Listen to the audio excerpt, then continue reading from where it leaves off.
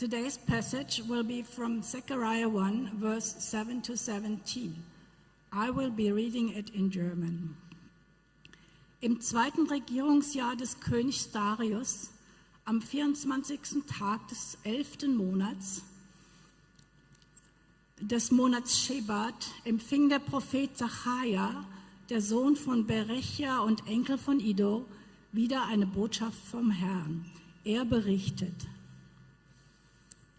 In jener Nacht hatte ich eine Vision. Ich sah einen Mann auf einem rotbraunen Pferd, der zwischen den Myrtensträuchern im Tal Halt machte. Hinter ihm waren noch andere Reiter auf rotbraunen, fuchsroten und weißen Pferden. Mein Herr, wer sind diese Reiter? Fragte ich den Engel, der mir alles erklären sollte. Er antwortete: Das wirst du gleich erfahren.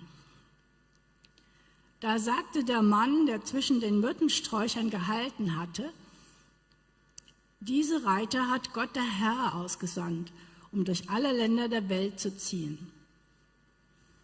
Nun wandten sich die Reiter an den Engel des Herrn, der zwischen den Myrtensträuchern stand, und berichteten: Wir haben die ganze Erde durchstreift und überall herrscht Ruhe. Da rief der Engel des Herrn: Herr, du allmächtiger Gott, wie lange soll das noch so weitergehen? Wann endlich hast du Erbarmen mit den Menschen in Jerusalem und in den anderen Städten Judas? Schon 70 Jahre lang lastet dein Zorn auf ihnen.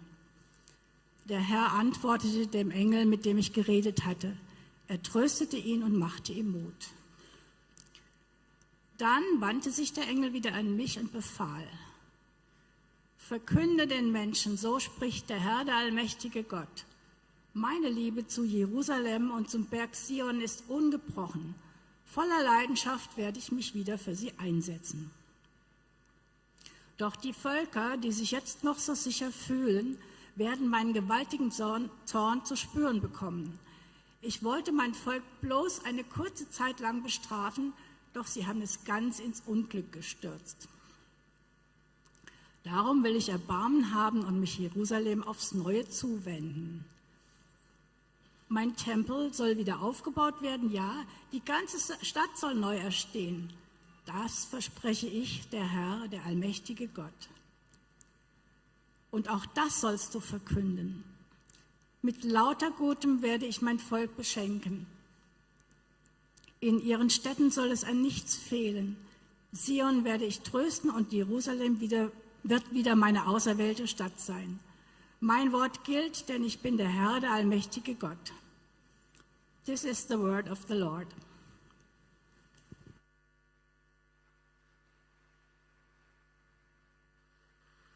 Thank you. Thank you to our sister Angelica for blessing us with the reading of God's word. Welcome once again to our Sunday service. We're so glad you're here. So grateful for this opportunity to worship together. As you heard in the announcements, the welcome section, we are really trying to connect as a body, as one community. So for our CG leaders, please sign up for our forum that's coming up next week. It'll be our first time, actually, in a very long time, we'll be meeting physically together as CG leaders, so it'll be a great opportunity to do so. And for anybody who's in youth, maybe you're not part of the youth ministry, maybe you haven't checked out, their Saturday services or Saturday gatherings, come out to the retreat. It's a great opportunity for you to get involved into that community. So we encourage you. There's people in the back handing out these flyers. So please grab one, check it out, join in, and really, as youth, be a part of that community. This week we are on week 4 of our sermon series, looking at the post-exilic prophets, and we've already gone through the book of Haggai. We saw the people, the Israelites returned from exile. We saw them return back to the land, trying to rebuild the life that their fathers had, but it wasn't easy. They faced a lot of challenges. They faced external opposition from the people of the land who didn't want them to build on their land. They faced economic hardships, trying to rebuild kind of life that they were used to. And because of these challenges, because of these hardships, they neglected one of the core reasons why they came back to Jerusalem, which was to rebuild the temple. And so God sends Haggai. He tells them, put first things first. Put God as your priority. Rebuild his house so his spirit can come back and he could dwell among the people. And surprisingly, the people listened. Within a month, they started rebuilding the temple. They started, despite disappointments and disillusionment, they kept to work trying to rebuild what God had asked them to do. But as we saw last week in Zechariah 1, even though the people were working on rebuilding, symbolizing putting God first in their lives, God also calls them to return back to him. As great as it was that the people were listening to God's prophet, they were listening and obeying God's word, what God wanted most was a deep, intimate relationship with his people. And there was something that was holding them back. Whether it was sin, whether it was fear, whether it was doubt in their hearts, they had not fully returned back to God. So what we saw last week was God tell his people, confess whatever it is in your hearts that's holding you back. Whatever is causing this hesitancy, confess that.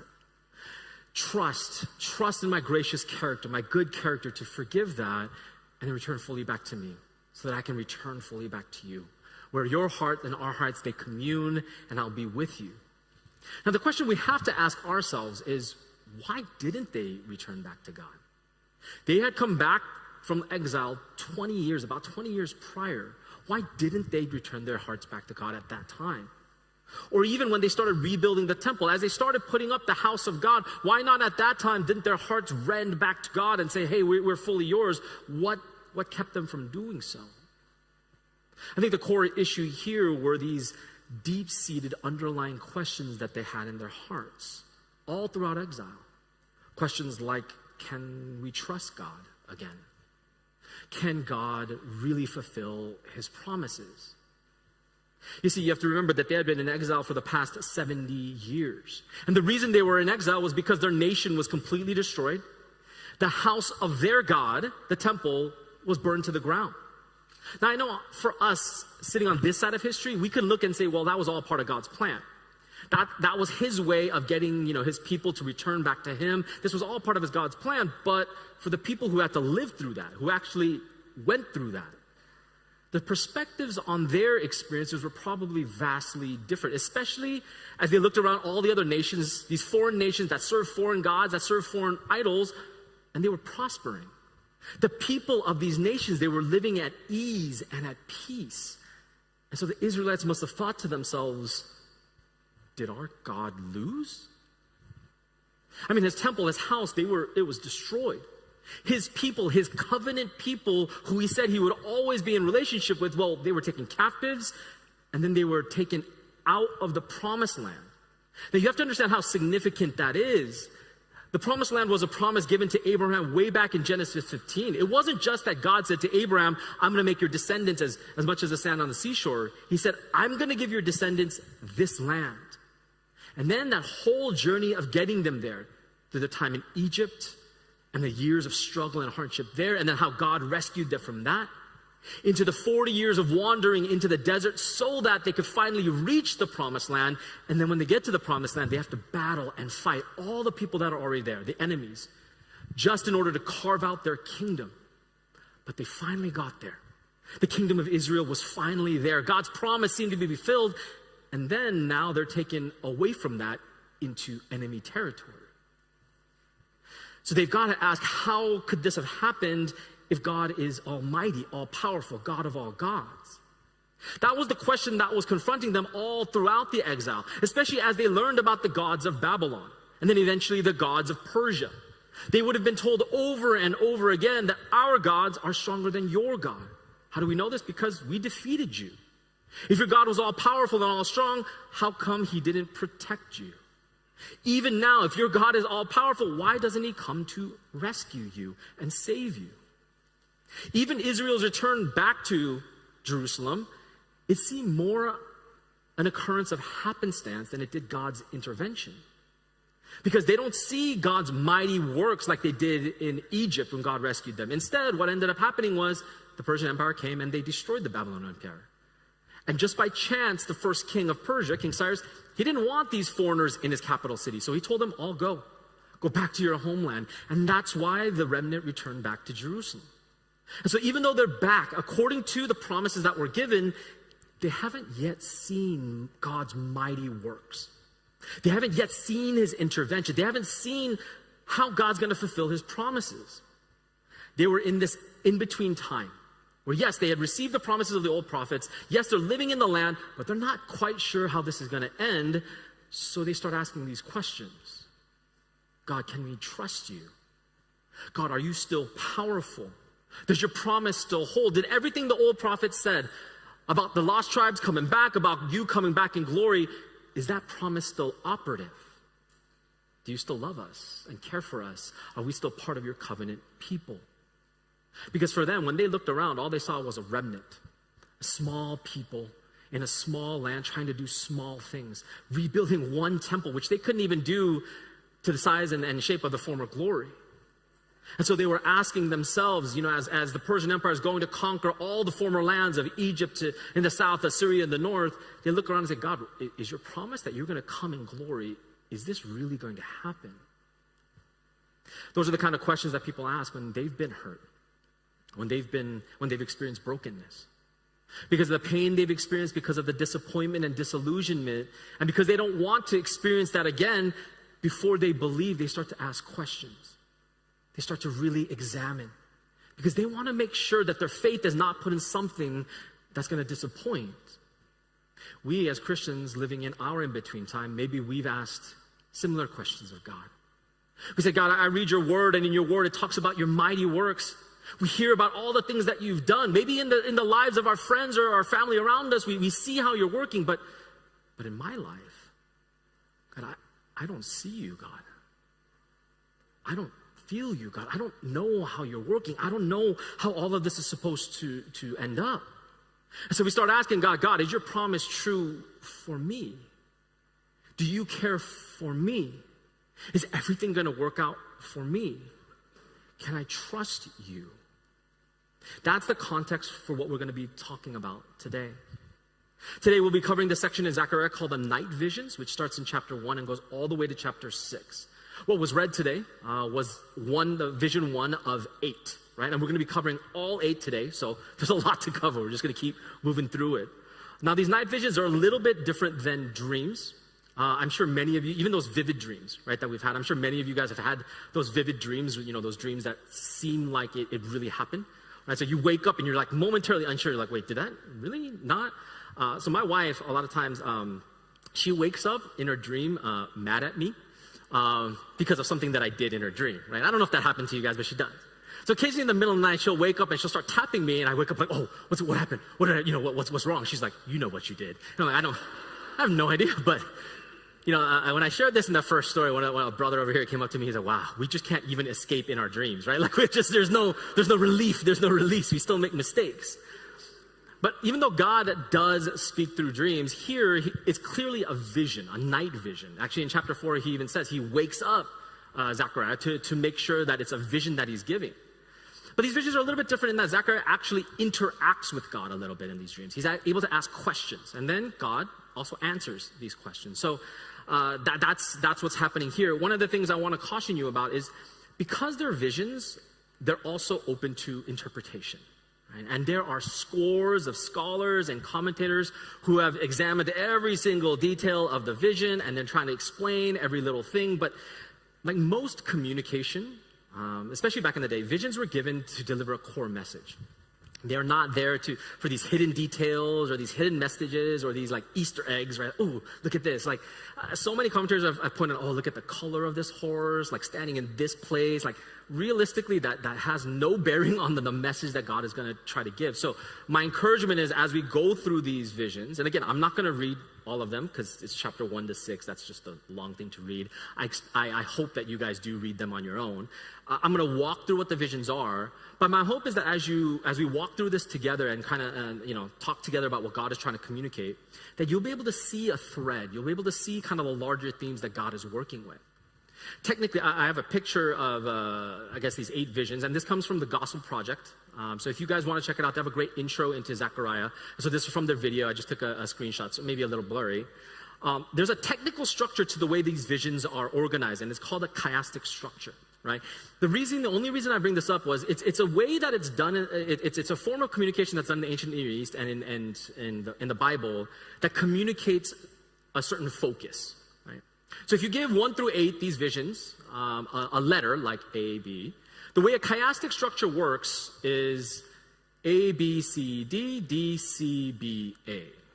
So vision 1 correlates with vision 8, vision 2 correlates with vision 7, 3, 6, 4, and 5. Now the reason that's important is the way it's built up 4 and 5, vision 4, are the core. That's the climax. This is what God is pointing toward. Everything else kind of leads and builds up to that, right? And so as we go through these visions, it's not so much important what each vision necessarily means, although there's importance in that, but what God is leading toward. What's he driving the people toward? That these visions lead to the core, the climax vision, okay? So let me jump into it. Like I was just warning you, we're just going to move through these visions. I'm not going to spend too much time on it. But as we do it, please just try to think about the larger picture. What's God trying to communicate through these things? So these visions, they occur about 3 months after Zechariah's first speech, which we looked at last week about return to me and I'll return to you. That's the underlying principle of this section of Zechariah. God is asking his people, return to me, that I may return to you. He's trying to address some of these deep-seated questions that they have through these visions. So vision 1, in this vision, there's a man and he's riding a horse standing in a grove of myrtle trees in a ravine. So a man on a horse in the grove. Behind him are horses of red, brown, and white. Now the angel of the Lord, he explained that these horses were sent throughout the earth and they found the entire earth, all the world, at peace and at rest. Right? Basically, the first vision of Zechariah is a bunch of horses that have patrolled the earth on behalf of God. Right? So if you've ever seen Lord of the Rings, the movie, you could think of like the ring wraiths, right? Those cloaked dudes on horses, those armored horses. They go throughout all of Middle Earth searching for the One Ring. Kind of like that, where these horses, they all went out through all corners of the earth to seek God, to see what the nations are up to. And what they found was all of the nations were at peace except Israel. Israel was broken and in ruin. And because of this, after the report, God basically says now that he's angry. He's angry. Because even though it was his plan to send his people into exile, and even though it was his plan to use the nations around Israel to bring the people into exile, he says they went too far. They started to oppress his people. And so he says this in verse 14, I am jealous for Jerusalem and Zion. I am jealous for my people.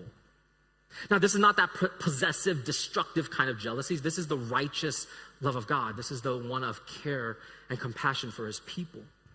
What God was trying to communicate was that through exile, he meant to chastise Israel, but he didn't mean to reject him. The tool of God's discipline, though, they went too far. And so God says, I'm going to deal with them.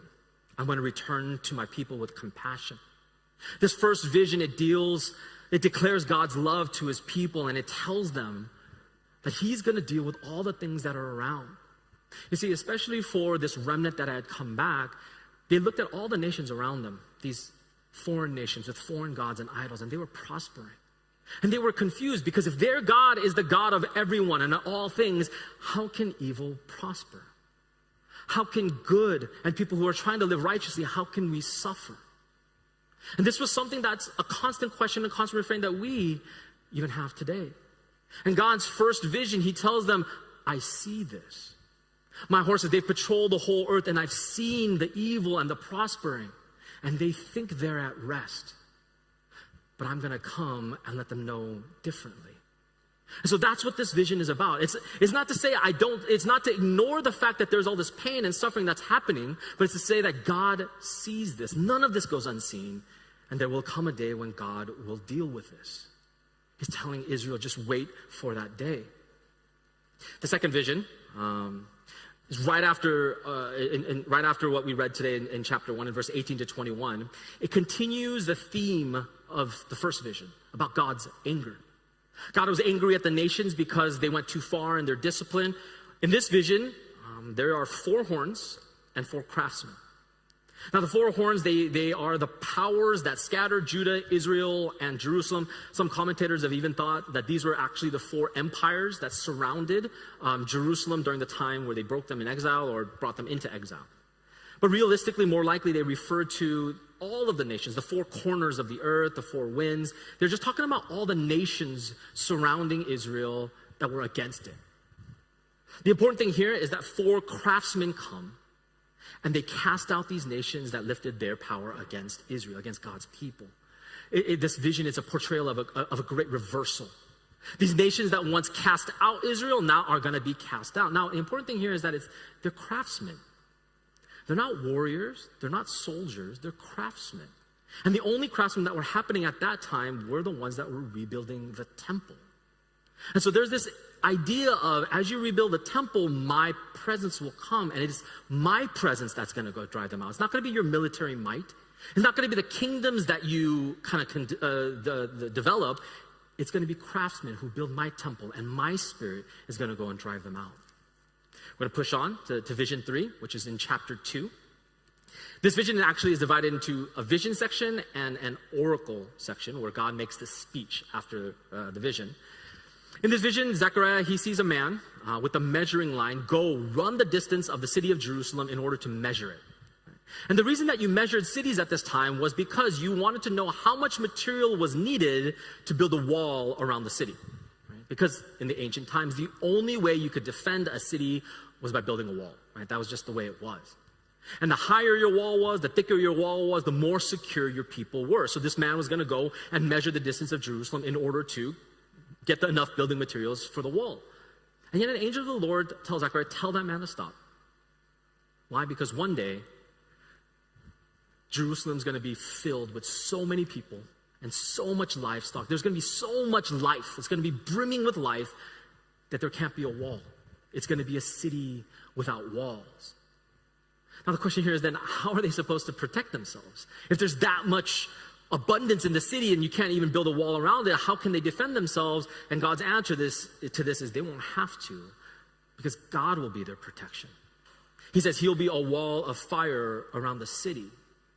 Now, especially for people living at that time, that's a very powerful image, because the only way they had known about protection was through a wall. Without a wall, they would feel vulnerable. Without a wall, they felt like, oh, the enemy could come into our midst at any moment. To them, the wall was security. That meant they had a viable future. That meant they could raise families without these fears. That was really the physical device of, I can now start living my life. And God flips and says, you won't even need that. Why? Because my presence is going to be in the city. Because I'm going to dwell with you, no one else will come attack you, because my presence is so in your midst. Later on in his speech portion, God says, not only will the nations not attack, but they'll actually join you in the city and become my people. That's how great that day is going to become. This is more than just restoring Israel. This is a restoration of my entire people, that Jerusalem will be so attractive that all the nations will come, and they won't be your enemies. They won't attack, but they will join you and they'll become my people. We see a progression from vision 1 to 3. Vision 1 was about horses ranging throughout the entire earth. Vision 2 was about these horns that represented the nations surrounding Israel. Vision 3 is about the city of Jerusalem. In a sense, you can see it goes from global to national, now to the city.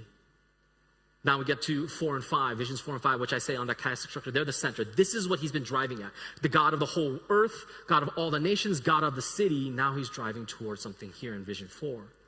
Vision 4 happens in chapter 3. And in this vision, Satan, or in Hebrew, the accuser, he's accusing Joshua, the high priest, who's standing there in filthy clothes. He's standing there completely covered in dirty clothes. The filthy clothes, they symbolize Israel's guilt, their sin. But even though he's standing there in filthy, God ends up rebuking the accuser, Satan. Not because Israel or Joshua is innocent, but because he says, I have love for Israel. They're my chosen people. And so he tells the angel, remove the filthy garments from him. And he tells him, see, I've taken your guilt away. But notice if you read here, the high priest isn't commanded to clean himself off. God doesn't say, hey, you're the high priest, you should know better, clean yourself off before you come into my presence. He actually doesn't even blame him for that. He simply says, remove that guilt, remove the clothes. I will make you clean by giving you new clothes. Later on, the angel gives Joshua, or Israel, the instruction to remain clean.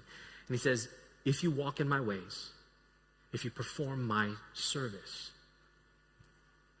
It's very important to see the order in which this happens. Joshua is cleansed, he is clothed, and then he is commissioned. Joshua doesn't have to obey in order to be cleansed or accepted. He's accepted first. And because of that, then he's cleansed, and then he's given a commission on how to live. He can't even offer sacrifices. And that's what people did back in the day. In order to cleanse themselves of their sins, they went into the temple to offer sacrifices. But even Joshua, the high priest, can't do that because he's filthy. He's unclean. And that was the paradox of the sacrificial system. In order to go and sacrifice for the sins that you had to be clean to do that. But nobody could do that except God. And God is saying, I have to come. I have to cleanse you. I have to give you new clothes. The first three visions, they pictured God reversing the situation in Israel. But in this one, he's talking about something underlying for all humanity. And he's saying there's something wrong with all of humanity. You're standing there in filthy clothes, and the accuser is right to say you're filthy, you're dirty, you're unclean. But you can't clean yourself. Only God can come, cleanse you, give you new garments, and then bring you into this new life. Later in the oracle, God tells Zechariah that this vision actually going to go much further than what they think. That one day there will come, he's going to bring his servant called the branch or the shoot, who's going to remove the sin of the land in a single day. Vision 5, again, this is part of the central focus, part of the climax. In this vision, Zechariah sees a gold lampstand. It's like the Jewish menorah. It has 7 lamps in it. On top of this lampstand, there's a bowl of oil that feeds into all the 7 lights. And next to this structure is 2 olive trees, which olives go into the bowl that feeds into the lamp, right? So it's kind of like a self-feeding oil system. And the focus here is on Zerubbabel, the governor of Judah, or also the king, the de facto king at this time. He's also a son of David. He was given the task of rebuilding the temple. But the challenge is, how can one man with this one remnant do that? I mean, realistically speaking, Solomon's temple, when it was built with the splendor of Solomon at the height of Solomon's glory. How can Zerubbabel possibly do this? Well, the angel says it's going to be through God's Spirit. God will sustain you, the people. God will get Zerubbabel there. You see, the returned exiles, they faced this major challenge, what they call the Great Mountain. They had to restore the temple. They had to rebuild their entire community. They had to reconstruct their community life. How could they possibly do this? How could Zerubbabel, the king, do this when he really didn't have any power or any wealth? And God's telling them, all of that's going to be done by me. Whatever Zerubbabel and you as the people will accomplish, the temple, the building of all this, I'm going to sustain you. It has to be my Spirit. It's not going to be your political might. It's not going to be your military might. It's not going to be the things that you think are supposed to be the building blocks of this kingdom. It's going to be my Spirit that comes and rebuilds anew. We're going to continue moving on.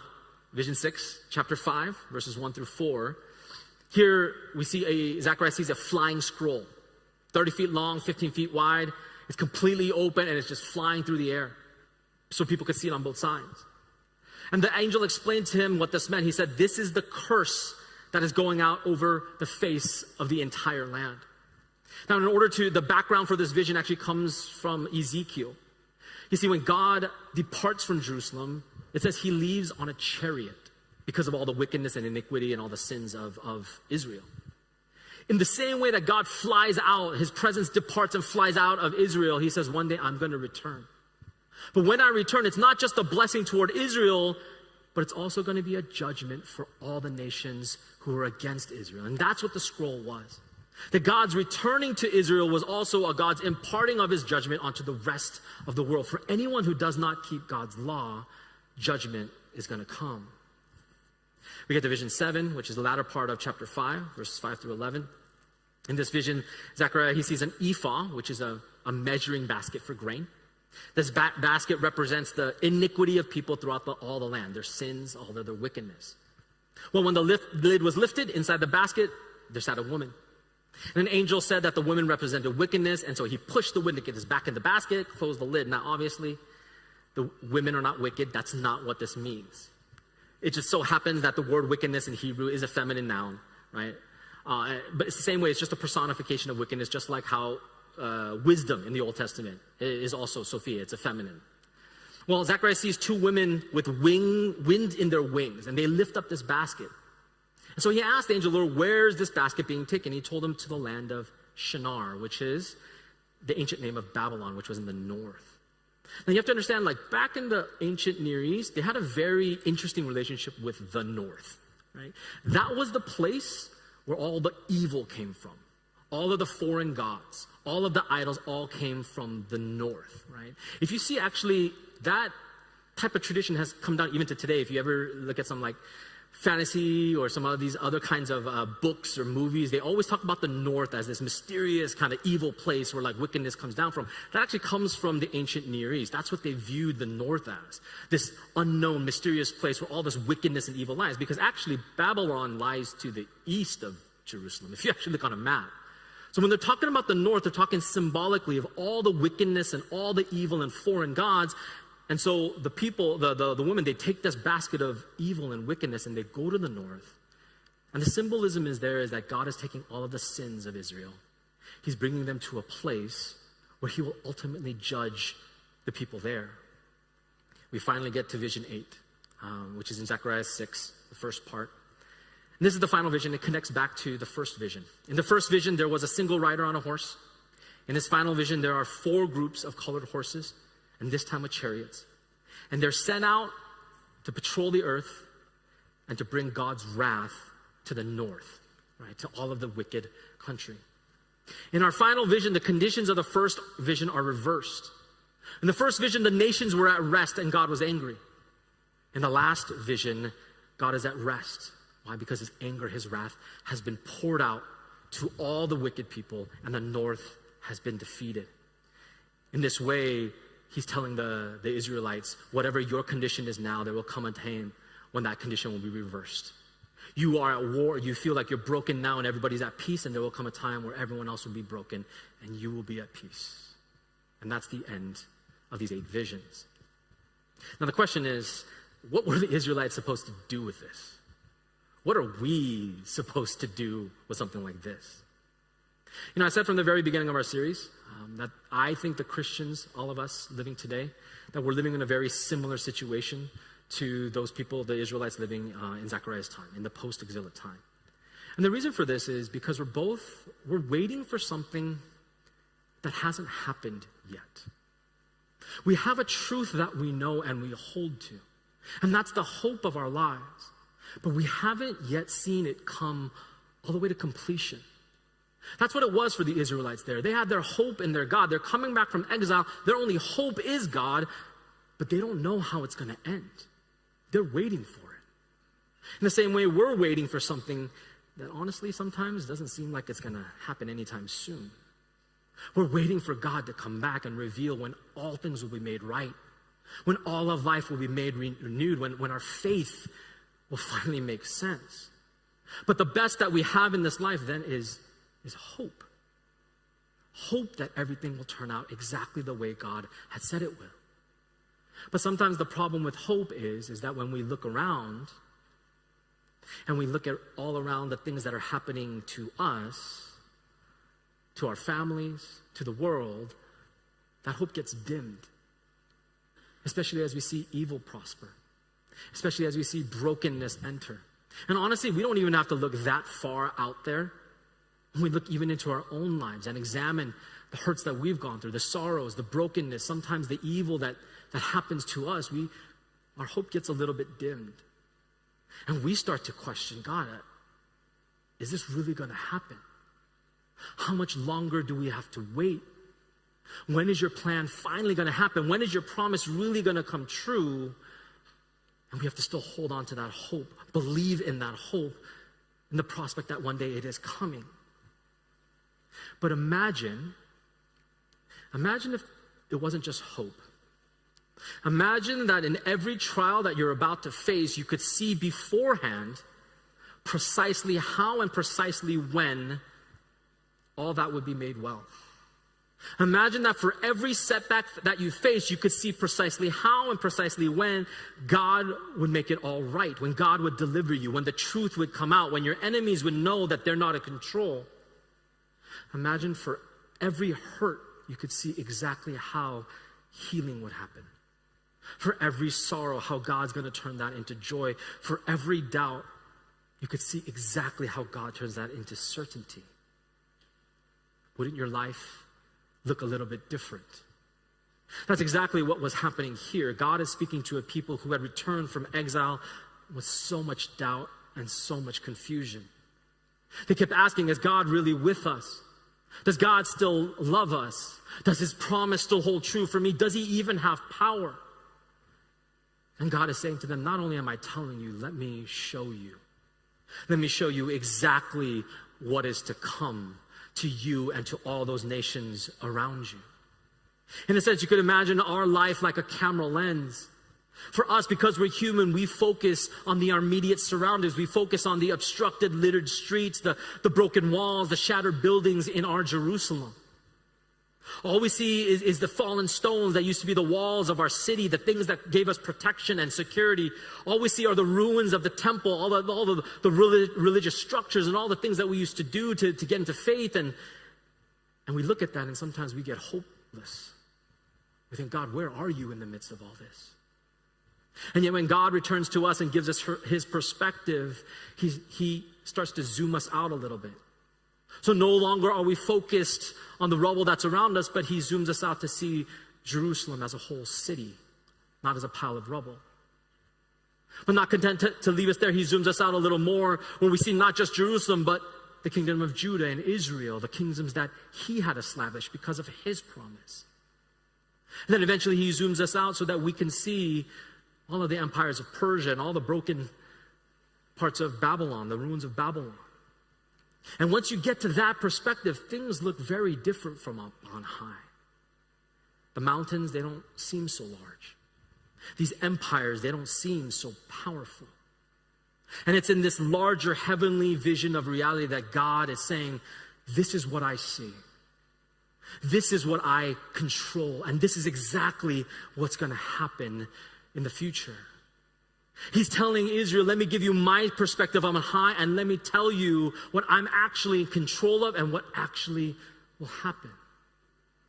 That's the truth that we need to hear. That in the midst of our circumstances, our doubt, our hesitations, our pain, our trials, in the midst of everything you are going through right now, God has not forgotten you. God knows you. God knows precisely what is going on and exactly what he is doing because you are his people and he loves you. He is jealous for you. And from time to time, we may doubt that as we look at the rubbles around our life, but yet his word declares it. God is jealous for his people. And because he loves us, his promise to us will be kept. Return to him and he will return to you. That's his promise. So just as he gives these visions to Zechariah, as he gives them his perspective to his people, he wants us to know his love for us. He wants us to gain his perspective, to see through his eyes. He's not just the God of us, but the entire world, the whole universe, and he has a plan. It is getting done. Each and every day, God sees, God knows, and he is working his plan to perfection. So whatever the questions we may have, we can hold on to this. Our God can be trusted. He will fulfill his promises, for he is our God and he is jealous for you. Wait on him. Hold to him. Return to him, for his presence is coming. Will you pray with me? God, so many times as we look at our lives of the people around us, as we see sickness and sometimes hurt, as we see sorrow and even wickedness, as all of these things befall us, we can't help but, God, focus on the rubble, on the broken walls. But God, you have a different perspective. You see things from on high. You know, God, your plan for us. And so, God, through your word, give us a glimpse of how you are going to fulfill your promise for the world and in our lives. Give us the hope that leads to faith, that assurance that we are not hoping in vain, but God, we are holding to a God who knows, who sees, and who is doing something about that. God, for all of us who come and gather here, we come because we know, we trust, we want to believe in you, that you are with us. So God, in the midst of all of our struggles and confusions and doubt, God, would you return to us? Would your presence be real? so that, God, we know that despite everything that we're going through, that you will get us there, that your promise is true, that we may hold on to you as you would hold on to us. God, help us to return to you, that you would return to us, and that your promise will come. We give you thanks. We pray all this in Jesus' name. Amen. Amen. Well, thank you, IBC. We have a couple questions for you just to discuss as we go from this place. What are some questions you have about God that are holding you back from being fully His? Again, the experiences that we have are our experiences with God. There's no good or bad to that. But those experiences cause us questions in our hearts. Do we have questions of doubt? Questions to ask Him about certain circumstances we've gone through, maybe some pains? What are some questions that you have from God, about God, that may be holding you back? Ask God these questions. Ask Him these questions. And the second question we have for you is, what visions or revelations can God show you to help answer these questions that you have? God is a God who answers. God is a God who gives visions and dreams. If there's anything that's keeping you from Him, if you have these questions in your heart, go to Him. Ask Him to reveal these answers to you. Seek after Him so that you can fully return back to Him. Well, thank you once again, IBC. I hope you have a great week, and we'll see you again next week. Have a blessed week, IBC.